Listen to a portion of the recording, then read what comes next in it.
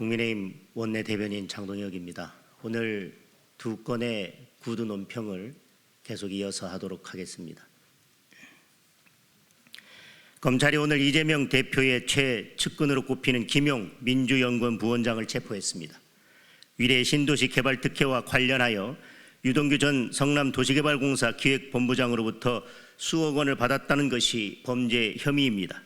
이재명 대표가 측근이라면 김용 정도는 돼야 되지 않겠냐라고 말했던 바로 그 김용입니다.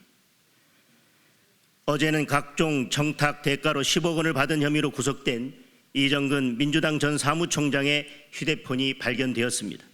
서울에 폭우가 쏟아질 때 잃어버렸다던 휴대폰이 버젓이 모친의 집에서 발견된 것입니다. 곧 판도라의 상자가 열릴 것입니다. 대장동, 백현동, 위례 신도시, 성남FC 등 이재명 대표와 관련된 의혹들의 실체가 하나씩 드러나고 있습니다. 측근들이 줄줄이 구속되거나 기소되고 있습니다. 이와 함께 월성원전 태양광, 서해 공무원 사건 등 문재인 정부 시절의 범죄와 총체적 비리들도 고구마 줄기처럼 그 모습을 드러내고 있습니다. 그러나 쌍방울, 이스타항공, 대북코인 등 아직도 밝혀야 할 범죄와 비리들이 많이 남아 있습니다. 정의가 살아있는 한 이 또한 곧 실체가 드러날 것입니다.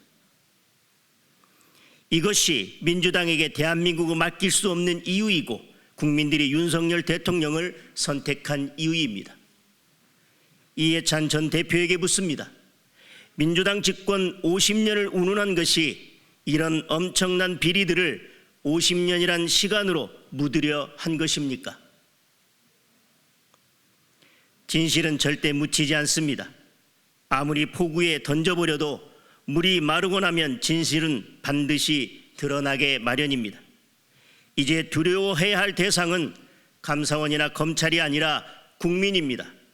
더 이상의 기만과 겁박은 국민에 대한 것입니다. 겸허히 진실을 마주하고 법적 책임을 지기 바랍니다. 다음 구두논평 계속해서 하겠습니다. 민주당은 검찰이 서욱 전 국방부 장관과 김홍희 전 해양경찰청장에 대해 구속영장을 청구한 것을 두고 윤석열 대통령까지 공격하고 나섰습니다. 감사든 수사든 대통령이 직접 나서서 기획하고 지시한 것은 문재인 정부입니다. 4대강 사업에 대해 문재인 대통령이 직접 나서서 감사를 지시했습니다. 계엄문건 사건이나 김학의 사건, 장자연 사건에 대해서도 문 전 대통령이 직접 수사 지시까지 했습니다. 그래서 민주당 눈에는 지금도 모든 것이 대통령의 지시나 간섭으로 보이는 것입니까? 새 공무원 비격 사건에 대해서 조작과 은폐의 증거들이 차고 넘치는데도 민주당은 국민의힘 의원들도 월북을 인정했다며 국방위 회의록을 공개하라고 떼를 쓰고 있습니다. 안보실, 국방부, 해경, 국정원이 이미 조작하고 은폐한 정보를 바탕으로 한 발언들이었습니다. 제발 물타려 하지 마십시오. 국민들은 그런 민주당의 모습이 괘씸하다 못해 이제 안쓰럽기까지 합니다. 서해 공무원 비격 사건이 감사원 발표대로 조작과 은폐로 얼룩진 사건이 맞다면 문재인 전 대통령과 민주당은 국민과 역사 앞에 반드시 책임을 져야 합니다. 그것이 국민들이 원하는 나라다운 나라입니다. 기억하기 바랍니다. 덮으려 하면 할수록 죄만 무거워질 뿐입니다. 이상입니다.